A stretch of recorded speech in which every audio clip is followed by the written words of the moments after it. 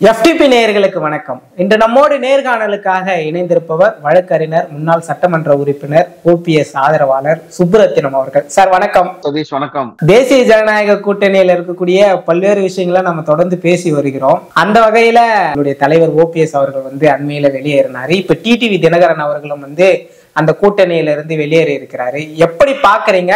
இது என்னவா போய் முடியும்னு நீங்க நினைக்கிறீங்க? டிடிவி தினகரன் அவர்கள் எடுத்திருக்கக்கூடிய இந்த முடிவானது ஒரு அற்புதமான முடிவு. அவர் எங்கள் அண்ணன் ஓபிஎஸ் அவர்களை விட பாரதிய ஜனதா கட்சி தலைமையிலான என்டிஏ கூட்டணி மேல் அபரிமிதமான மதிப்பு, மரியாதையும் விசுவாசம் காட்டிய தலைவர் யாரும் இருக்க முடியாது. திரு எடப்பாடி பழனிசாமி அவர்களே கூட நாடாளுமன்றத்தை, எந்த நாடாளுமன்ற தேர்தல் பாரதிய ஜனதா கட்சிக்கு தேவையோ அந்த தேர்தல் நேரத்தில் எந்த வலுவான காரணமும் இல்லாமல் தேசிய ஜனநாயக கூட்டணியிலிருந்து அப்ரப்டாக விலகியது மட்டுமல்ல, இனி எந்த காலத்திலும் நான் பிஜேபி தலைமையிலான கூட்டணியில் நான் இணைய மாட்டேன் என்று மதுரையில் நடைபெற்ற அந்த திரு நெல்லை முபாரக் தலைமையிலான எஸ்டிபிஐ கட்சியினுடைய மாநாட்டில் கலந்து கொண்டு முழங்கியவர். அப்படி பிஜேபிக்கு தேவையான நேரத்தில் உதவாமல் அவர்களை இக்கட்டில் தள்ளுவதை போல வெளியேறிய நிலையிலும் அன்றைக்கும் பாரதிய ஜனதா கட்சியின் தலைமையிலான என்டிஏ கூட்டணிக்கு ஆதரவளித்து ராமநாதபுரம் தொகுதியில் நாடாளுமன்ற வேட்பாளராக போட்டியிட்டவர் அண்ணன் ஓபிஎஸ் அவர்கள். இப்படி விசுவாசத்தை காட்டிய அவரே அவர்களை பற்றி, அவர்களுடைய போக்கை பற்றி புரிந்து கொண்ட பிறகு, நன்கு புரிந்து அதன் அடிப்படையில் அந்த கூட்டணியிலிருந்து வெளியேறி இருக்கிறார் என்றால், அப்ப அந்த பிஜேபி தலைமையிலான அந்த என்டிஏ கூட்டணி எவ்வளவு நயவஞ்சகமான கூட்டணி என்பதை அனைவரும் எளிதாக புரிந்து கொள்ள முடியும். எனவே அதன் அடிப்படையில் திரு அண்ணன் தினகரன் அவர்களும் தொடர்ந்து அவர் பலமுறை சொல்லி வந்தார். திரு இபிஎஸ் அவர்கள் நீங்கள் தமிழ்நாட்டில் அந்த கூட்டணியில் இல்லை என்று சொல்லுகிறாரே, உங்களுடைய கருத்து என்ன என்று கேட்ட நேரத்தில் அவர் தெளிவாக சொன்னார், நான் இவர் என்டிஏ கூட்டணியில் விலகிய பிறகும் நான் தொடர்ந்து கூட்டணியில் நீடித்து வருகிறேன் என்று சொல்லி வந்த நிலையிலும் விசுவாசத்தை காட்டிய ஒரு கூட்டணி தர்மத்தை கட்டி காத்து வந்த அண்ணன் தினகரன் அவர்களையும் உதாசீனப்படுத்தக்கூடிய செயலில் பாரதிய ஜனதா கட்சி ஈடுபட்டதன் காரணமாக இன்னும் அங்கே தொடர்வது திராவிட இயக்கத்துக்கே உரித்தான சுயமரியாதைக்கு கேடு விளைவிக்கும் என்ற அடிப்படையில் இன்றைக்கு அண்ணன் தினகரன் அவர்கள் எடுத்திருக்கக்கூடிய முடிவு ஒரு அற்புதமான முடிவு. இது தமிழ்நாட்டு அரசியலுக்கு அண்ணன் ஓபிஎஸ் அவர்களும் டிடிவி தினகரன் அவர்களும் எடுத்திருக்கக்கூடிய இந்த முடிவானது தமிழ்நாட்டின் எதிர்கால அரசியலுக்கு ஒரு நல்ல பாதையையும் வடிகாலையும் அமைத்து தரும் என்று நாங்கள் அனைவரும் நம்புகிறோம். குறிப்பாக 2024 தேர்தலில் தேசிய ஜனநாயக கூட்டணி பெரிய அளவுல வாக்கு சதவீதத்தை பெற்றதற்கு மிக முக்கியமான காரணம் ஒன்று டிடிவி அவர்களும் ஓபிஎஸ் அவர்களும். இது அவர்களே மறுக்க மாட்டாங்க. எதன் காரணமாக அவர்கள் எடப்பாடி அவர்களுக்கு முக்கியத்துவம் கொடுக்கிறாங்க? இவங்க ரெண்டு பேருக்கு முக்கியத்துவம் தவிர்க்கப்பட்டதுக்கு காரணம் என்னன்னு நீங்க நினைக்கிறீங்க சார்? பாரதிய ஜனதா கட்சியினுடைய நோக்கம் என்பது திரு இபிஎஸ் அவர்களை வசப்படுத்திக் கொண்டு தமிழ்நாட்டில் மிகப்பெரிய கடந்த 50 ஆண்டு கால தமிழ்நாட்டு அரசியலை நாம் உற்று நோக்கினால் திராவிட இயக்கங்கள் தான் தமிழ்நாட்டினுடைய அரசியலை நிர்ணயிக்கக்கூடிய சக்திகளாக ஆண்டு வரக்கூடிய இயக்கங்களாக இருந்து வருகின்றன. ஒன்று திராவிட முன்னேற்ற கழகம் அல்லது அனைத்து இந்திய அண்ணா திராவிட முன்னேற்ற கழகத்தின் ஆட்சி தான். பெருந்தகை அண்ணா அவர்கள் 1967 ஒப்பாரும் மிக்காரும் இல்லாத இயக்கமாக இருந்த காங்கிரஸ் கட்சியவே ஒரே அப்புறப்படுத்தி விட்டு திராவிட இயக்க ஆட்சியை அவர் தலைமையில் நிறுவினார். அன்றிலிருந்து இன்று வரை திராவிட இயக்கங்களுடைய ஆட்சி தொடர்ந்து வருகிறது. பிஜேபியுடைய செயல் திட்டம் என்னவென்றால், அம்மாவின் மறைவுக்கு பிறகு ADMK has lost its charismatic leader. Therefore, it is an opportunity for BJP to intrude into the affairs of ADMK in order to demolish its name and fame என்பதுதான். அதாவது அம்மா மறைந்த பிறகு அனைத்து இந்திய அண்ணா திராவிட முன்னேற்ற கழகம் ஒரு வலுவான ஒரு ஆளுமை தன்மை உள்ள தலைவர் இல்லாமல் தத்தளிக்கிறது. இந்த நேரத்தில் அந்த இயக்கத்தைவே அப்புறப்படுத்தி விட்டு அடையாளம் இழக்க செய்துவிட்டு நாம் தமிழ்நாட்டில் காலிடுவதற்கு இதுதான் தக்க தருணம் என்று எண்ணி தொடர்ந்து பாரதிய ஜனதா கட்சி அந்த சதி திட்டத்தில் சதி வலையை பின்ன ஆரம்பித்து விட்டது. இன்றைக்கு திரு எடப்பாடி பழனிசாமி அவர்கள் 2024 நாடாளுமன்ற தேர்தலில் அவருக்கு தேவையான நேரத்தில் வெளியேறிய பிறகும் இன்றைக்கு அவரை சேர்த்துக் கொண்டு முன்னுரிமை கொடுப்பது போல் நடித்து வருகிறார்கள் என்றால் அவரை வைத்துத்தான் இந்த இயக்கத்தை அழிக்க முடியும். இந்த இயக்கம் அழிந்தால்தான் பாரதிய ஜனதா கட்சிக்கு அந்த இடம் பாரதிய ஜனதா கட்சிக்கு கைமாறும். அப்படி கைமாறுகிற நேரத்தில் போட்டி என்பது, பிரதான போட்டி என்பது திராவிட முன்னேற்ற கழகத்திற்கும் அனைத்து இந்திய அண்ணா திராவிட முன்னேற்ற கழகத்திற்கும் என்ற நிலை மாறி திராவிட முன்னேற்ற கழகத்திற்கு பாரதிய ஜனதா கட்சியின் தலைவரான என்டிஏவுக்கு என்ற நிலையை உருவாகும். அதுதான் அவர்களுடைய நோக்கம் என்ற அடிப்படையில் தான் இன்றைக்கு அனைத்து இந்திய அண்ணா திராவிட முன்னேற்ற கழகத்தை எடப்பாடி திரு இபிஎஸ் அவர்களை கையில் வைத்துக் கொண்டு அனைத்து இந்திய அண்ணா திராவிட சிதைக்கின்ற வேலையை இன்றைக்கு பாரதிய ஜனதா கட்சி செய்து வருகிறது. அதை புரிந்து கொண்டதன் காரணமாகத்தான் அண்ணன் ஓபிஎஸ் அவர்கள் முதலில் வெளியேறினார்கள். இன்றைக்கு அதை தொடர்ந்து அண்ணன் டிடிவி தினகரன் அவர்கள் வெளியேறியிருக்கிறார்கள். எனவே நாளைய தினம் அண்ணன் செங்கோட்டையன் அவர்கள் பத்திரிகையாளர்களை சந்திக்க இருக்கிறார். அந்த சந்திப்பிற்கு பிறகு தமிழ்நாட்டு அரசியல் மிகப்பெரிய புயலும் பூகம்பமும், புயல் வீசும் பூகம்பமும் வெடிக்கும். தமிழ்நாட்டு அரசியல் மிகப்பெரிய திருப்பு முனையை சந்திக்கும். சதீஷ், இப்போ ஓபிஎஸ் அவர்கள் வெளிவந்தது, டிடிவி அவர்கள் வெளிவந்தது எல்லாம் நாம தேசிய ஜனநாயக கூட்டணி துரோகம் செய்தது என்று சொன்னாலுமே கூட சசிகலா அம்மை அவர்கள் ரீஸ்ட்ரக்சர் பண்ண தங்களுடைய வேலைகளை தன்னுடைய வியூகமா இதை வகுத்திருக்காங்களோ அப்படின்ற பார்வை இருக்கு. இது எப்படி சார் நீங்க பாக்குறீங்க? திருமதி சசிகலா அம்மையோடைய எண்ணமும் சமீபத்தில் அறிக்கையில் என்ன சொல்லியிருக்காங்க, நானும் அம்மாவின் மறைவுக்கு பிறகு எழுந்த சூழலில் 2021 சட்டமன்ற தேர்தலில் நானாக முன்வந்து ஒரு அறிக்கை வெளியிட்டேன். நான் இந்த தேர்தலில் ஒதுங்கி இருந்து அனைத்து இந்திய அண்ணா திராவிட முன்னேற்ற கழகம் வெற்றி பெறுவதற்கு வழிவகுக்கக்கூடியவர்களே நான் இந்த தேர்தலில் ஒதுங்கி இருந்து கொள்கிறேன் என்று நான் தெளிவாக அறிக்கை விட்டேன். அதற்கு பிறகு நடந்த சம்பவங்களை பார்த்தால் அந்த தேர்தலிலும் திரு இபிஎஸ் தலைமையிலான இயக்கம் தோல்வியை சந்திக்கிறது. தொடர்ந்து வந்த உள்ளாட்சி தேர்தலாகட்டும், நாடாளுமன்ற தேர்தலாகட்டும், இன்னும் பிற தேர்தல்களாகட்டும் அத்தனையிலும் பின்னடைவை சந்தித்து வருகிறது. எனவே இன்னும் பொறுமை காத்தால் இந்த இயக்கம் அழிவதற்கு நாமும் துணை நின்றவராக ஆய்விடுவோம் என்ற ஒரு வரலாற்று பிழையிலிருந்து தப்பிக்க வேண்டும். அது மட்டுமல்ல, இந்த இயக்கத்தை உருவாக்கிய புரட்சித் தலைவர் எம்ஜிஆர் அவர்களுக்கும் புரட்சித் அம்மா அவர்களுக்கும் நாம் கடமைப்பட்டவர்கள். எனவே அவர்களுடைய ஆன்மாவுக்கு உண்மையாக நடக்கக்கூடிய வகையிலே இக்கட்டான நிலையில் இருக்கக்கூடிய இந்த இயக்கத்தை ஒன்றுபடுத்தினால்தான், இந்த பின்னடைவுக்கு என்ன காரணம் என்று சிந்திக்கிற நேரத்தில் இயக்கம் பலவாறாக பிளந்து கிடக்கிறது, கூறுபட்டு கிடக்கிறது.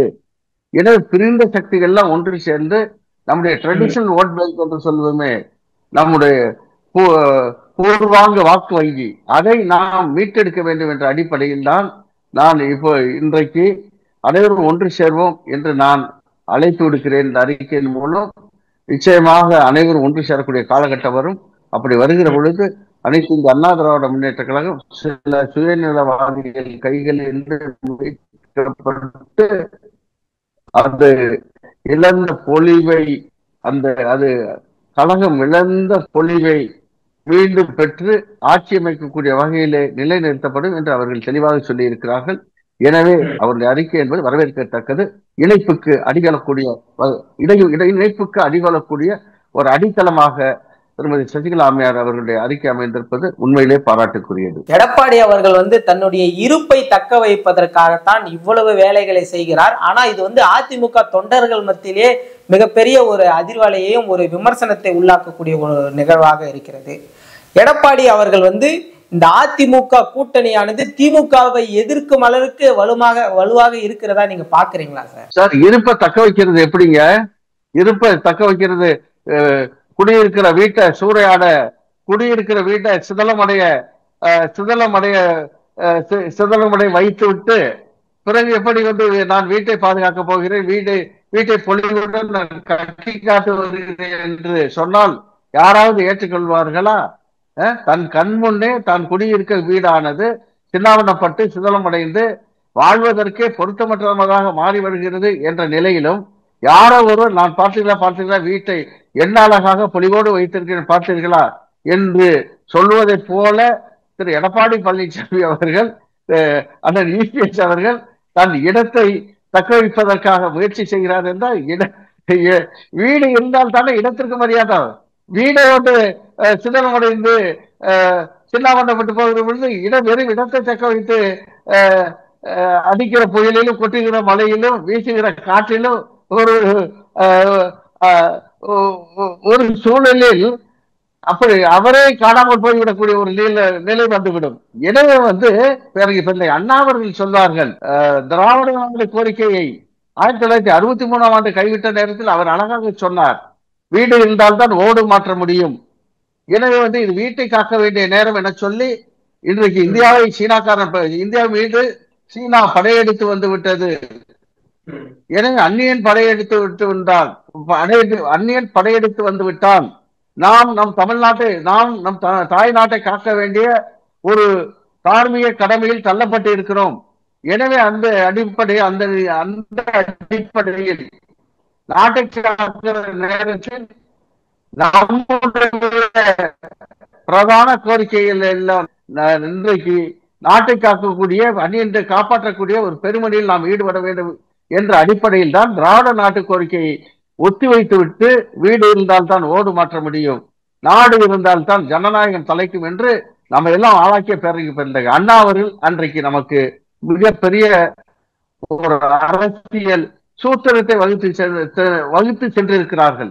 எனவே அந்த அடிப்படையில் திரு இபிஎஸ் அவர்கள் இருப்பிடத்தை தக்கவைப்பதாக எண்ணிக்கொண்டு உள்ளதை இழந்தால் அவர் இது தனிப்பட்ட திரு இபிஎஸ்ஆன இழப்பல்ல. கிட்டத்தட்ட அம்மா காலத்தில் 1.5 கோடி தொண்டர்களால் பாதுகாக்கப்பட்ட அந்த ஒரு இயக்கம் இன்றைக்கு அதனுடைய பொலிவை இழந்து இன்றைக்கு இந்த தமிழ்நாட்டில் தேசிய கட்சிகளே காலடி வைப்பதவே கனவு காண முடியாத நிலையில் இன்றைக்கு அவர்கள் திராவிட முன்னேற்றங்கள் மாற்று சக்தியாக வந்துவிடலாம் என்று நம்பிக்கை வரக்கூடிய ஒரு சூழல் வந்திருக்கிறது என்றால், எனவே அந்த தவறை தொடர்ந்து திரு இபிஎஸ் அவர்கள் செய்யக்கூடாது. அந்த தவறை திருத்துவதற்கு ஒரே பிரிந்த சக்திகள்லாம் ஒன்று சேர வேண்டும். எனவே திரு இபிஎஸ் அவர்களும் சூழலால் முதலமைச்சராக்கப்பட்டவர், சூழ்நிலையின் காரணமாக இன்றைக்கு பொதுச் செயலாளராக அறிவிக்கப்பட்டிருக்கக்கூடியவர்.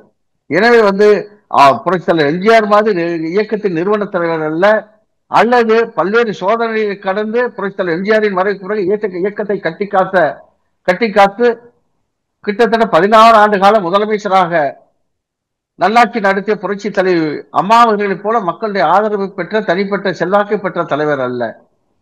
இவர் சொல்லி நாமினேட்டட் லீடர்.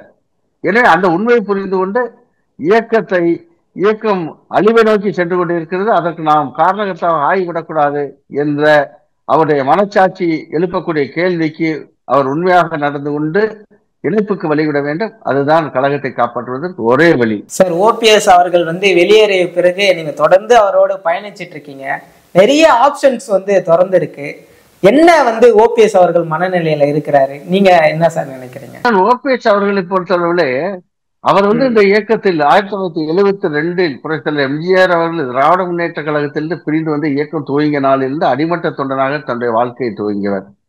பெரியகுளத்தில் அவர் இருந்து வரக்கூடிய பெரியகுளம் நகரத்தில் அவர் வசித்து வரக்கூடிய 25வது வட்டத்தின் பிரதிநிதியாக தன்னுடைய அரசியல் வாழ்க்கையை துவங்கியவர். பிறகு அந்த வட்டத்தின் செயலாளராகி பிறகு எம்ஜிஆர் இளைஞரணியுடைய பெரியகுளம் நகரத்துடைய துணை செயலாளராகி அதன் பிறகு எம்ஜிஆர் இளைஞரணியுடைய பெரியகுளம் நகர செயலாளராகி பிறகு 1996 பெரியகுளம் கழகமே பின்னடைவு சந்தித்த நேரத்தில் பெரியகுளம் 4 உள்ளாட்சி தேர்தலில் 4 பேர் மட்டும்தான் நகர்மன்ற தலைவர் வென்ற நேரத்தில் பெரியகுளம் நகர்மன்ற தலைவராக வென்றது மட்டுமல்ல, அதற்கு பிறகு அம்மாவுடைய நன்னன்பை பெற்று நகர செயலாளராகி பிறகு மாவட்ட எம்ஜிஆர் இளைஞரணி செயலாளராகி அதற்கு பிறகு மாவட்ட கழக செயலாளராகி பிறகு சட்டமன்ற உறுப்பினராக பிறகு வருவாய்த்துறை அமைச்சராக அதன் பிறகு முதலமைச்சராக அதற்கு பிறகு நிதியமைச்சர் உட்பட 15 இலாக்காக்களின் அமைச்சராக பிறகு அம்மாவின் தலைமையில் அம்மா அவர்களால் இப்பொழுது நான் அண்ணன் ஓபிஎஸ் அவர்களுடைய தலைமையில் இயங்கக்கூடிய எங்களுடைய அமைப்பில் எப்படி மாநில தேர்தல் பிரிவு செயலாளராக இருக்கிறேனோ அதே போல் அம்மாவில் அனைத்து இந்திய அண்ணா திராவிட முன்னேற்ற கழகத்தின் தேர்தல் பிரிவு செயலாளராக அம்மாவால் நியமிக்கப்பட்டு அதற்கு பிறகு கழகத்தின் பொருளாளராகி 12 ஆண்டு காலம் அம்மா காலத்தில் பொருளாளராக வீட்டிலிருந்து இப்பொழுது இயக்கத்திலிருந்து துரதிருஷ்டவசமாக வெளியேற்றப்படக்கூடிய சூழல் வரையிலும் ஒரு பொருளாளராக இருந்தது மட்டுமல்ல, பிறகு அம்மா வகித்த அந்த பொதுச் செயலாளர் பதவிக்கு ஒருங்கிணைப்பாளர் என்ற பெயர் மாற்றம் செய்யப்பட்ட போது ஒருங்கிணைப்பாளராகவும் உருவான அண்ணன் ஓபிஎஸ் அவர்கள் நிச்சயமாக அனைத்து இந்திய அண்ணா திராவிட முன்னேற்ற கழகத்தை மீட்டெடுக்கிற பணியில் தான் தன்னை ஈடுபடுத்திக் கொள்வாரே தவிர, தான் பிறந்து வளர்ந்து செழிப்புற்று நலமுடன் வாழ்ந்து வரக்கூடிய இந்த இந்த அமைப்பு நாளும் செழித்தோங்க வேண்டும் என்கிற உள்ள கிடக்கையோடு இயக்கத்தை மீண்டும் ஒன்றுபடுத்துவதற்கு மீட்டெடுப்பது சில சுயநலவாதிகள் மீட்டெடுக்கக்கூடிய பெரும்பணியில் தான் தன்னை ஒப்படைத்துக் கொண்டு இருக்கிறார். எனவே தேர்தலுக்கு இன்னும் 8 மாதங்கள் இருக்கிறது. நல்ல சூழல் உருவாகும். இயக்கத்தை நாங்கள் மீட்டெடுப்போம். மீட்டெடுக்கிற பொழுது மீண்டும் இயக்க கழகம் விழுந்த பொழுவை மீண்டும் பெற்று வர இருக்கிற சட்டமன்ற தேர்தலில் வலுவுடன் தேர்தல் காலத்தை சந்தித்து நாங்கள் வெற்றி பெறுவதற்கான அனைத்து சூழல்களை உருவாக்குவோம், வெற்றி பெறுவோம் என்ற நம்பிக்கை எங்களுக்கு இருக்கிறது. அதை நோக்கித்தான் அண்ணன் ஓபிஎஸ் அவர்களுடைய தலைமையில் இன்றைக்கு நாங்கள் எல்லாம் பீடு நடைபெற்றுக் கொண்டிருக்கிறோம். நிச்சயமா சார், அதிமுக பாஜக கூட்டணியில் இருக்கக்கூடிய பல்வேறு நிகழ்வுகளை மிக தெளிவா சொன்னீங்க. நம்ம மேலும் ஒரு காணொலியில சந்திக்கலாம் சார். நன்றி சார்.